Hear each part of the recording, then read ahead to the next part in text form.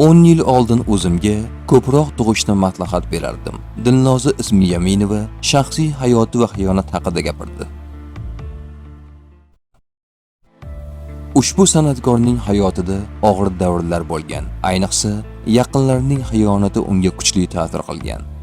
Mening sog'lig'imga juda qattiq ta'sir qildi. Chunki hammasini ichimga yutaman. Do'stlarimning xiyonati sabab odamlarni boricha qabul qilishni o'rgandim. Ularning orasida jigarlarim ham bor edi, deydi xonanda. Dilnoza kechira olish insondagi muhim fazilatlardan biri ekanini ta'kidlab, bu borada bolaligida eshitgan bir gap hayotida yo'l ko'rsatganini aytadi. Oldin rahmatli buvim aytardilar: agar hammani yomon deyaversang, atrofingda hech kim qolmaydi deb. Chunki biz ham ideal emasmiz. Har kimning o'z xarakteri bor. Shundan keyin kechirim so'rashni va kechirishni o'rgandim. U o'z soddaligi sabab ko'p aldanganini yashirmadi. Hali ham odam ajrata olmayman. Men juda soddaman va bundan foydalanganlar ko'p bo'lgan. Shunga qaramay, bu fazilatimdan voz kecha olmadim. Men hech qachon psixologga bormaganman, chunki ularni eshita olmayman. Hayot menga psixolog. 14 yoshimdan buyon katta davradaman. Oqni ham, qorani ham ko'rdim, deydi u. Ijodiy jarayonlarga to'xtar ekan, Dilnoza Ismiyaminova kollektivda ishlash oson emasligini tan oladi. Aytishicha, u mustaqil ishlashga o'rgangan. Kollektivda ijod qila olmaydigan insonman. O'zimga xon, o'zimga bekman.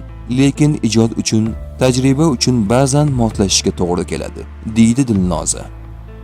Ijodkor inson har doim e'tibor markazida bo'ladi. Yaxshi ishlari maqtov, xatolari esa tanqid bo'ladi. Biroq ayrim tanqidlar yurakdan o'tadi. Xonanda Dilnoza Ismiyaminova shu kabi og'riqli holatlardan birini eslab o'tdi. Odamlar har doim nimadir degan men haqimda. Bundan keyin ham deyishadi. Bir kuni Instagramda juda yomon gap bo'ldi. Keyin uning kimligini bilishga qiziqdim va u mening do'stim bo'lib chiqdi. Men har kuni u bilan birga choy ichganman. U mening ko'zimga tik qaradi, ammo men qara olmadim. Do'stimning xiyonatini kechiraman, deydi xonanda.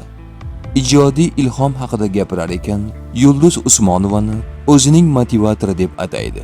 Ko'p ishlashim kerak deb aytaman. Yulduz Usmonovaga havas qilaman. U insonga tan beraman. U mening motivatorim, deydi u. Xonanda bugungi yosh ijodkorlar haqidagi fikrlarini ham ochiq bildirib o'tdi. Hozirgi yoshlar biror qo'shiqni sal o'zgartirib yoki buzib aytsa ham cover deyshadi. Bu normal holat bo'lib qoldi. Yoshlarning dunyo qarashi boshqacha. Yaxshi ijod qilayotganlar ham bor. Masalan, Mashhurbekning qo'shig'i juda yaxshi chiqdi. U bunga loyiq edi, deydi san'atkor. Shaxsiy hayot haqida ham ochiq fikr bildirgan Dilnoza 16 yoshdan oshgan o'g'li borligini aytdi. Farzandim meni juda qadrlaydi. Doim o'zingizga qarab chiroyli bo'lib yuring, deydi. Bitta o'g'li bor onalar qizg'anchiq qaynona bo'ladi.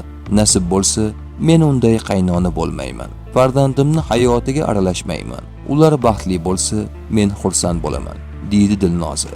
10 yil oldingi Dilnozaga ko'proq tug'ishni aytgan bo'lardim. Chunki bitta farzandim bor. Xudo xohlasa, o'g'limni farzandlari ko'p bo'lsin, deydi u. Xonanda Dilnoza taqdiridan to'liq mamnun ekanini ta'kidladi. Ta'kidlashicha, hayotidagi har bir holat sinov ham, ne'mat ham Yaratganning inoyatidir. U ota-onasining farzandi ekanidan faxrlanadi va Alloh unga hech bo'lmaganida bitta farzand ato etgani uchun minnatdor.